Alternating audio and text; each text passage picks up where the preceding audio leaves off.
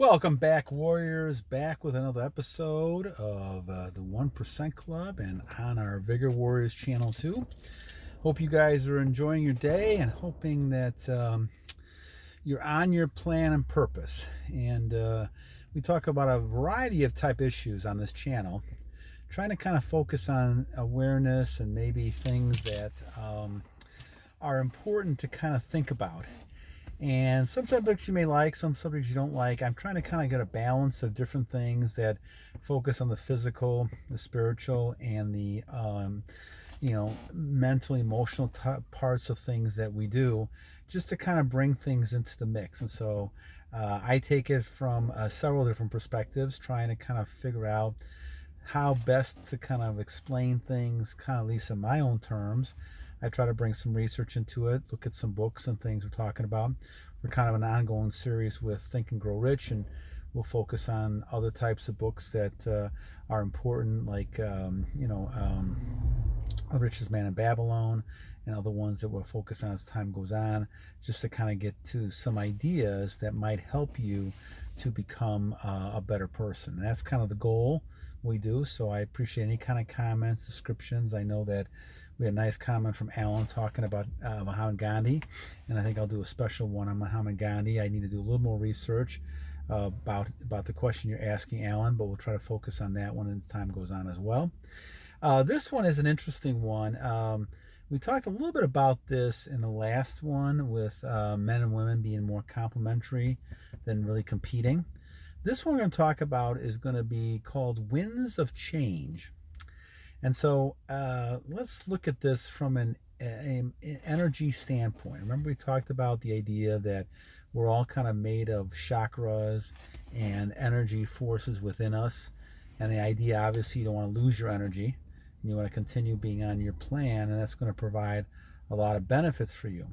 One of the things that you've noticed more, and I've noticed this more, as I've been on my journey, I notice things more around me. I just perceive things differently. And one of the things I'm noticing is that we're kind of in an era that things are changing again. Now, I remember this back in the 1960s when I was a small child, probably late 60s, early 70s. I was probably 9, 10 years old, something like that. And I noticed this more because I noticed that things were about ready to change. And you can see that because of the way people acted, and almost like the winds were swirling around you. And you could see that the winds would change. And then we saw a lot of things go on when you had a huge gas lines, with the oil embargo, and we had Richard Nixon resignation, all these type of things happening in the early 70s that changed a lot of the landscape and the ideas that we had in society. And that's when you also had the movements we're talking about, in which you tried to, kind of address some of the wrongs. And the whole era of the 60s and the 70s really kind of focused on a number of these things. And as a result, you got into really kind of a laid back type of area in our lives where people were just not knowing what to believe and what not to believe. And so I think we're kind of in that type of situation now. If you fast forward many years later, we're in a situation where I think that we've become so open with ideas and things that now we're seeing some of the dangers in all this. And I think once again we're getting to the point where people are going back and realizing, okay, maybe some of the old days weren't so bad after all, right? Maybe some of the things we can learn from the old days are important. So let's kind of examine that in what we're talking about here. So when we're talking about the winds of change, we're talking about people's attitudes. We're talking about how they look at each other and how they actually live their lives. And so when we look at this, we've kind of gone from that generation where, probably after World War II, actually, where we became a lot more, family oriented. We became a lot more the we type of things. And it was almost like the we generation type of thing that we're all kind of working together because we had to. I mean, if you had relatives or great grandparents and that lived through the Depression back in the 1920s and 30s and 40s, that everybody had to work together to survive. I mean, the cost of everything was so high, and we had no money, especially when the stock market collapsed and things happened. And all of a sudden, all those people suffered for, 2, 3 decades trying to kind of figure out how to overcome that. Now, some people still flourished to some degree, but the idea was that everybody struggled. And because of that, they became more of a we type of nation and generation. And so that became very strong for a number of years. If you take from the 1920s all the way probably to the 1970s, you saw that sort of attitude. And that was the change that we had. Now, in the 70s, we had the second change, another change we're talking about, where people became to the point where they could not deal with so much of the we type of thing, and they didn't like the so-called establishment. And once again, power corrupts, and corrupt power is absolute, right? Corrupts absolutely. And so basically what you had people who were very much trying to control things, and so you had individuals breaking away from that. And as a result of all that, you had all these movements and things for liberation, and now you became more of a me generation. And I think we actually had a commercial on that from a soda pop company. And so when you look at that, you're looking then at being a me generation. Now, 50 years later, you're talking we're now at the crust of another change. And you can see that because, just the whole semen retention movement, the brahmacharya movement, everybody, males, and MGTOW movement, males are getting tired of all these type of, lascivious behaviors. And you got to call it what it is, And I think when you look at the Roman Empire, look at all the stuff that destroyed people, it was because people lost any sort of moral standards. And I think this is why the Bible and other types of religious books are really important for people to follow, because they have some of the same type guidelines. Let's go over some of these commandments, because they're very similar in a lot of different religions. And so, thou shalt not kill. I mean, you're not gonna go and kill people. However, if you don't think they're very important, like we've had in some of these wars we've had, people think that they're only kind of, as Germans call it, useless eaters. They would have no trouble in killing them, right? And this is how some people thought. I had a presentation the other day on the Vietnam War, and we had lots of those type of massacres in Vietnam, where people didn't really care, and these people were just more objects. They weren't really people. And so it's easy in their minds to do this kind of stuff, right? And so when you're talking about those type of things, you're talking about people who don't have a lot of value of life. And this is why you have all the problems you have with people. But that's beginning to change a little bit. I mean, people are beginning to realize that human life means something. And when you talk about this, and we talk about this in terms of your journey, it's important to realize that other people are valuable. They're not just objects. They're not just images you see on a TV screen or an internet type of thing. And that's part of the issue that people run into. They run into this relapsing and all things they're doing because they look at people as objects. If you really took time and realized they were people, you might not relapse as much.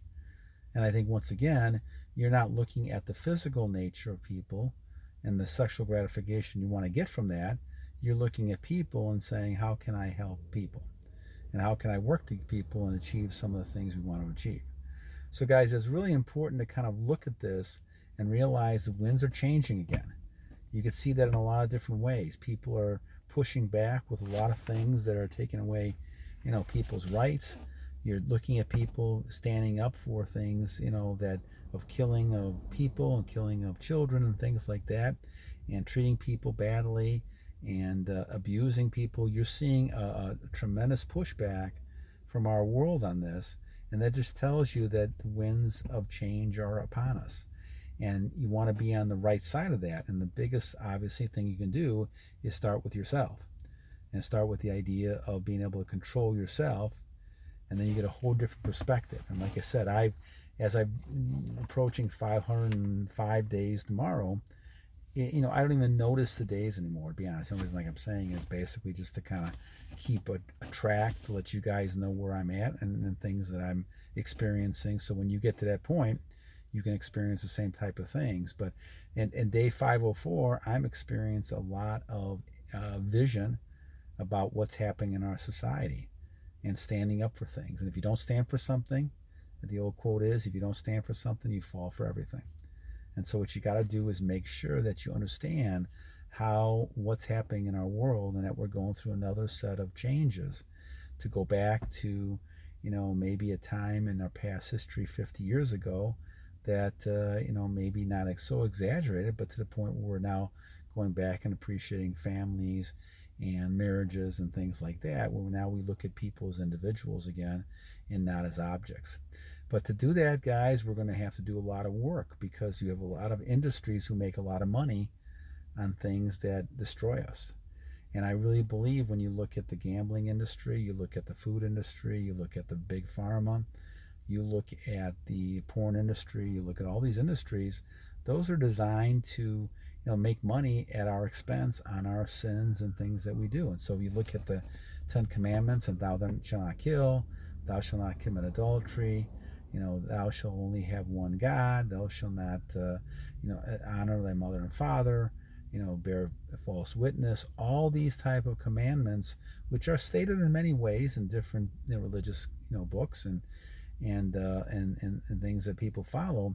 They're all the same types of things, and you realize how important these things are, because they're not only very spiritual and gets you closer to God, but they also get to the point where you are focusing on practical information that makes the difference in how things change. And so one of the most practical things about the Bible is the fact that it retells the same story in history. So if you look at Revelation, you'll look and see if you can figure out what happened to Babylon. Now remember, Babylon was destroyed in 1 hour. That means this world as we see it can be destroyed in 1 hour. And things can fall apart very quickly. And so you may be going along and you're not realizing when your end time is at, and realize you missed it. And because the Lord is going ahead and saying to you, this is enough is enough. Sodom and Gomorrah was destroyed very quickly. And I might be getting my mind mixed up here, but Sodom and Gomorrah, Babylon, destroyed about the same time, right? And that shows you that when God is upset at some level, something's going to happen, and it's going to change again. And so after a while, you get to the point where you're going too much extreme, the world changes again. And guys, we're back at that point where I believe that we're going so much open on things we do with no morality and everything, that all of a sudden you're going to see a backlash change, and all these things are going to happen. You're going to see a whole new world. And I think you're seeing that coming. And I just sense that. So that's important. So once again, the winds and chains are upon us, and let's continue to keep on our plan and work with those winds as we go along. Until next time, battle on.